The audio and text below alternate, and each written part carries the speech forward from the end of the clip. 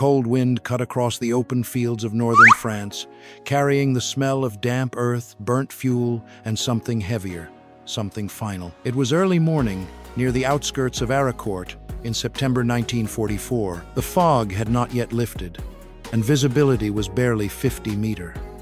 Somewhere inside that wall of mist, engines rumbled low and steady, like distant thunder rolling closer. You could almost feel that cold pressing against the skin, the kind that makes breath visible and hands go stiff, even inside gloves. Inside a German Panther tank, Oberleutnant Karl Brenner leaned forward, his eyes fixed through the periscope. He had heard the rumors. American tanks were everywhere now. Cheap, mass-produced machines. Easy kills. At least, that was what they had been told. But this morning felt different. This morning, something did not sit right, because the silence in front of them did not feel empty. It felt like it was waiting. Only days earlier, German crews had laughed openly at the thought of facing American Shermans. The Sherman tank, officially the M4, was known among German crews as a Ronson. They said it lit up the first time, every time. Its armor was thinner, its gun was weaker. On paper, it had no chance against a Panther or a Tiger. German tank doctrine rested on superiority, better optics, thicker armor, more powerful guns. For much of the war that had been true, one Panther could destroy several Shermans before they ever got close. That belief grew so strong it hardened into arrogance. And in war, arrogance often blinds men to the danger standing right in front of them. But war punishes arrogance. On the American side, the crews knew exactly what their tanks were and what they were not. They knew the Sherman was not the strongest machine on the battlefield. They knew the risks each time they climbed inside that steel shell. The M4 Sherman had real flaws. Its high profile made it easier to spot. Early versions had problems with ammunition storage that could lead to deadly fires. But the Americans had something else: numbers, coordination, speed, and a command structure that was learning fast. By late 1944, American armored units had changed the way they fought.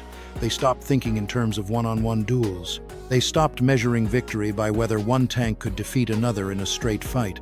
Instead, they moved in groups, in packs, working together like parts of one machine rather than isolated crews. That system was about to be tested. At 7:30 hours near the village of Lezzy, elements of the German 11th Panzer Division began advancing through the fog.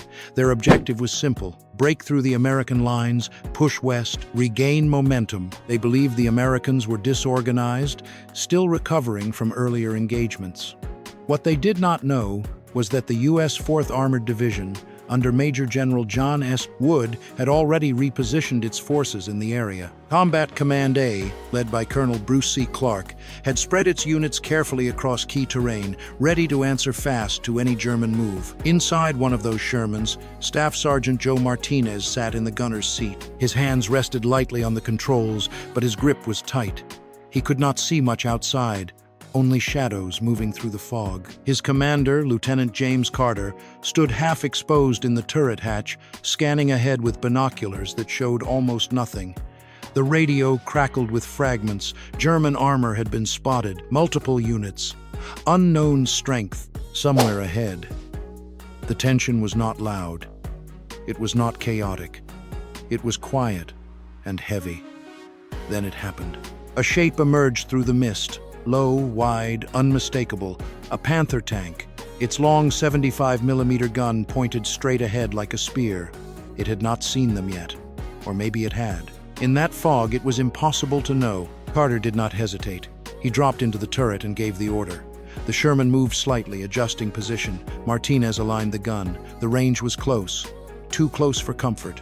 Fire! The shot cracked through the cold morning air. The Sherman rocked from the recoil. The shell slammed into the Panther's side just behind the turret.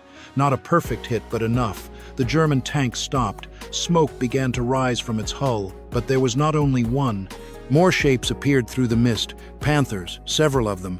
Moving in formation, confident, controlled. For one long second, it looked like the old story might repeat itself. A few Shermans facing superior German armor. A handful of American tanks about to be torn apart by heavier machines. Then everything changed. From the left, another Sherman appeared. Then another from the right. Then 3 more came out from behind a low ridge, engines revving, tracks grinding through the mud. In seconds, the quiet field became a moving web of steel. The Germans were no longer facing one or two tanks. They were facing many, and those tanks were not scattered in confusion. They were closing in. American tank units had learned how to fight in coordinated groups. They used terrain, movement, and communication to surround stronger enemy armor. They did not try to outgun the Panthers, they outmaneuvered them. Inside his Panther, Brenner tried to identify targets and immediately felt the situation slipping away. The Shermans were not charging straight ahead into the teeth of his gun. They were spreading out, flanking, sliding into positions where his armor was weakest. He barked orders to his crew. Turn, adjust, fire. But every time the turret rotated, another Sherman appeared somewhere else in the fog. One of the Panthers fired first. Its shell ripped through a Sherman on the far right. The American tank burst into flames and its crew barely escaped. But the loss did not break the formation. If anything, it made it close tighter. More Shermans pushed in, using the fog as cover. They cut the distance, stripping away the long-range advantage of the Panther's gun. And at close range, the fight became something else entirely. Fast, violent, confused, unpredictable. Within minutes, nearly 20 Shermans had converged on the German position. Brenner felt the truth before he fully understood it. They were surrounded.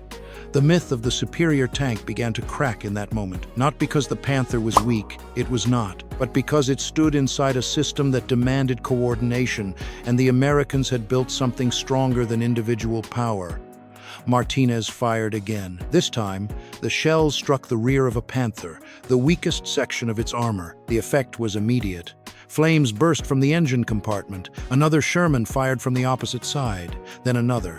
The Germans tried to answer, but they were overwhelmed by angles. Every direction had become a threat. Inside the American formation, communication never stopped. Short commands, clear movements. Each tank understood its role. Some pushed forward, some covered, some shifted position the instant the situation changed. They were not simply fighting, they were hunting. And behind that coordination was something less visible, but just as decisive. American radios worked well. Every Sherman carried one. Crews could speak, adjust, and react in real time. German tanks often operated with fewer radios or more limited communication between units. That difference could not be seen from the outside, but in moments like this, it shaped everything. By midday, the field near Aricourt had become a graveyard of burning armor. German Panthers, once feared and respected, now sat crippled in the mud, their crews either captured or falling back.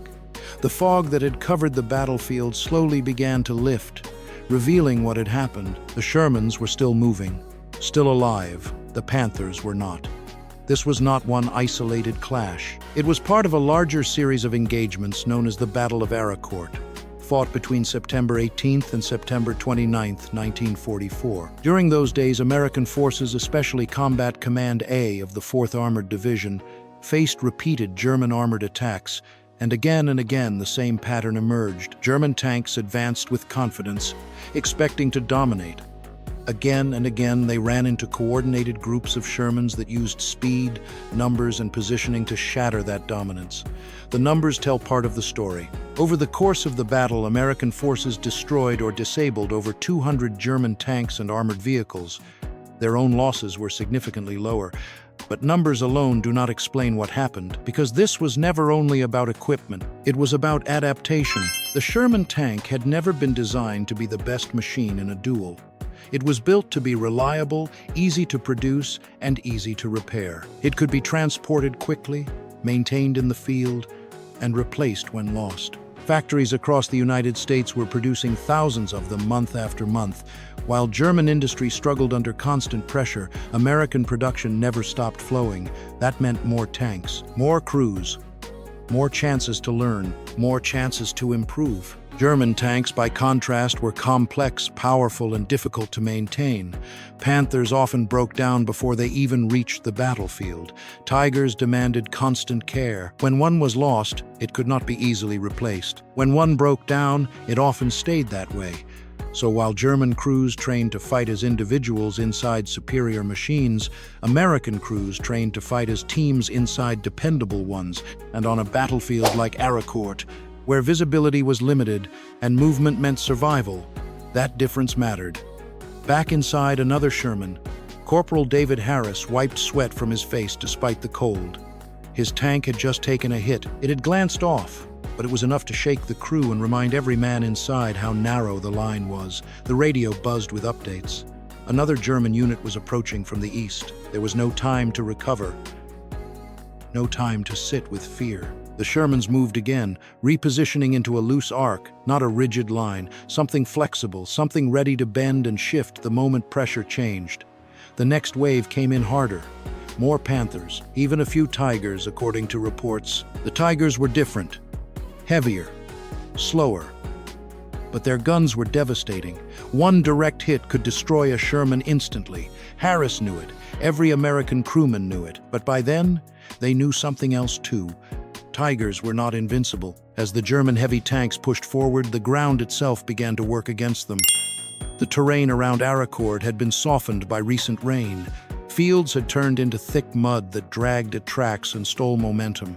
The weight of a Tiger, more than 50 ton, became a liability. Their speed dropped, their reaction time slowed, and the Shermans exploited it. They did not meet the Tigers head-on. They moved around them, distracted them, forced them to keep turning their turrets again and again. And every time a Tiger tried to track one target, another Sherman slipped into position. Side shots, rear shots, close-range shots. One Tiger managed to knock out 2 Shermans in quick succession. Flames punched into the sky, and thick black smoke rolled upward. But even then, it could not turn fast enough. 3 Shermans closed in from different angles. 3 shots fired. The Tiger stopped moving. Inside, silence. The battlefield was loud again. Engines, gunfire, metal slamming into metal. But beneath all that noise, something had changed. The fear that had once surrounded German tanks was beginning to fade. Not completely, not all at once. But it was changing, because now American crews had seen it with their own eyes. They had seen Panthers burn. They had seen Tigers stop. And once a man sees that, the myth begins to lose its grip. There was another factor too, one that rarely gets the attention it deserves in quick retellings.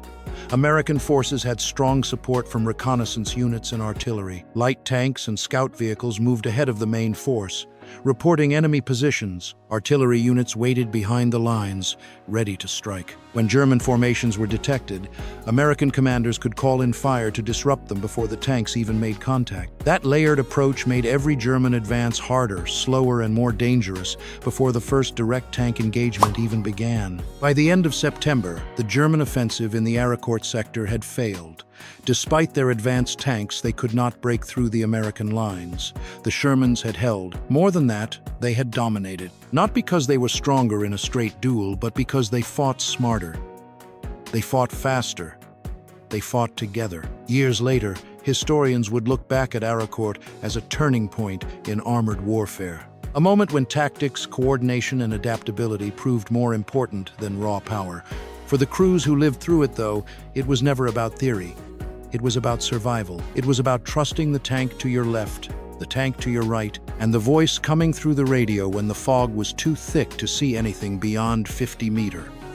Joe Martinez would later describe the experience in simple terms. He did not speak in the language of doctrine. He did not talk about abstract strategy. He talked about movement. He talked about trust. He talked about knowing he was not alone out there. That was the real difference. The Sherman had never been built to win alone, but together, it changed the battlefield. And somewhere in those early days of September, German crews who had once laughed at the cheap Sherman began to understand the truth they had not expected. It was never the tank itself they should have feared most. It was the way it was used. Because when 20 of them moved as one, even a Tiger could be surrounded.